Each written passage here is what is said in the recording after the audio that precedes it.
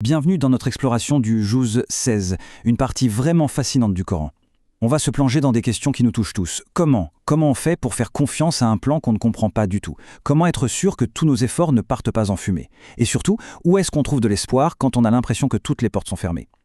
Les réponses, comme on va le voir, sont assez surprenantes. Alors on commence fort avec cette question qui est vraiment au cœur de la première histoire. C'est une idée qui peut tout changer. Et si ce qu'on perçoit comme une perte, une douleur, était en réalité une sorte de protection divine? C'est un paradoxe, c'est vrai, mais ça nous force à regarder bien au-delà des apparences. On entre maintenant dans l'un des voyages les plus énigmatiques du Coran. Il faut s'imaginer la scène. Le prophète Moussa, un géant de la foi, se retrouve à être l'élève d'un homme, un homme mystérieux, Al-Khidr, qui possède une connaissance venue d'ailleurs. C'est une leçon incroyable sur l'humilité et la confiance. Et la seule condition, elle est simple, mais en même temps elle est presque impossible à tenir. Al-Khidr dit en substance « Suis-moi, mais ne me pose aucune question, sur rien, jusqu'à ce que ce soit moi qui t'en parle. » Il demande une confiance totale, aveugle. C'est difficile à imaginer, non? Assister à des choses qui ont l'air insensées, voire cruelles, et devoir se taire en ayant juste la foi qu'il y a un plan derrière tout ça. Et bien sûr, les épreuves ne tardent pas. On a 3 actes qui, franchement, défient toute logique humaine. D'abord, Al-Khidr sabote le bateau de pauvres pêcheurs. Ensuite, il ôte la vie à un jeune garçon. Et pour finir, il répare gratuitement un mur dans une ville où on vient de leur refuser l'hospitalité. À chaque fois, on sent la patience de Moussa qui est poussée à sa limite absolue. Et c'est là que tout prend son sens. Derrière chaque acte qui semblait fou, il y avait une sagesse divine cachée.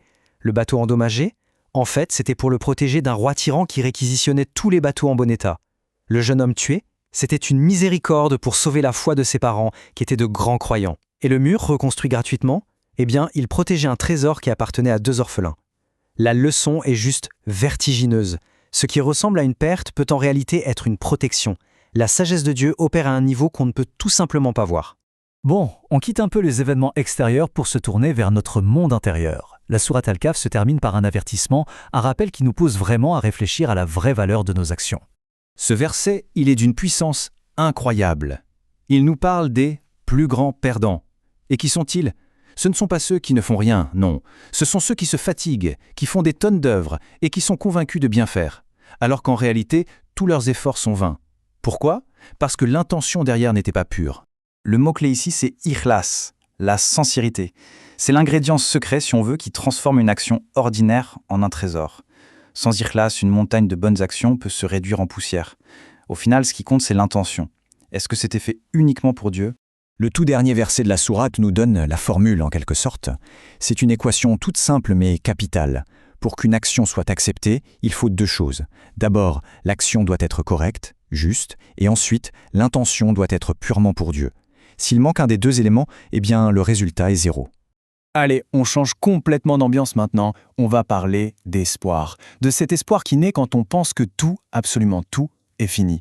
On va découvrir les histoires de personnes qui ont crié vers Dieu quand le monde entier leur disait qu'il n'y avait plus aucune solution. Regardons la situation de Zacharia. D'un point de vue purement humain, c'est une impasse totale.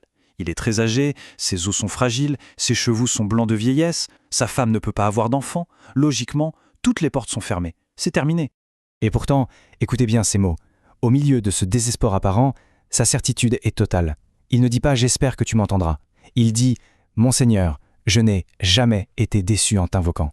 Sa confiance ne vient pas de ce qu'il voit autour de lui, mais de sa connaissance intime de Dieu. C'est magnifique. Et là, on a le cri du cœur de Mariam, la femme la plus pure qui ait jamais existé. Elle est à son point le plus bas, seule, dans la douleur de l'accouchement, et face à une situation qui va détruire sa réputation. C'est un moment de vulnérabilité extrême, d'une sincérité poignante. Et la réponse de Dieu, elle est immédiate et elle est concrète. Pas un long discours, non. De l'eau fraîche qui jaillit à ses pieds et des dates pour reprendre des forces. Au moment le plus sombre, le plus solitaire, Dieu intervient de la manière la plus douce et la plus pratique qui soit. C'est la preuve que même quand on se sent au fond du trou, on n'est jamais vraiment seul. Donc, on a vu la confiance et l'espoir. Pour finir, ce Juz nous donne des leçons très concrètes sur la manière d'agir. On va parler de la douceur, même face à l'hostilité, et du chemin du retour vers Dieu.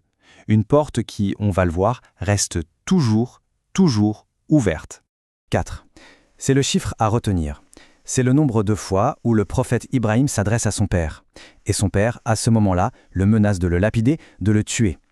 Et lui, sa réponse, c'est l'expression la plus tendre qui soit. « Ô mon cher père !» Face à la violence, il répond par l'amour. Sa douceur est juste inébranlable. Quel modèle! Voilà la réponse exacte d'Ibrahim à la menace de mort de son propre père. Pas un mot de colère, pas de vengeance. Il répond par la paix. Salamun alaik, que la paix soit sur toi. Et il ajoute même une promesse de prier pour lui. C'est l'exemple parfait du comportement prophétique face à l'agression. Regardez bien ce contraste, c'est incroyable. Le texte lance un avertissement très sévère contre ceux qui ont abandonné la prière et suivi leur passion. Mais juste après, sans même attendre la phrase suivante, Dieu ouvre une porte de secours immense. Il y a une exception immédiate, sauf ceux qui choisissent de revenir. Et c'est peut-être ça, le message final de ce juz. Une promesse simple, mais incroyablement puissante et pleine d'espoir. Peu importe les distances qu'on a pu mettre, peu importe les erreurs commises, la porte du retour reste ouverte. La possibilité de revenir, d'être pardonné, d'être accueilli à nouveau n'est jamais fermée. Et ça, c'est peut-être la plus grande miséricorde de toutes.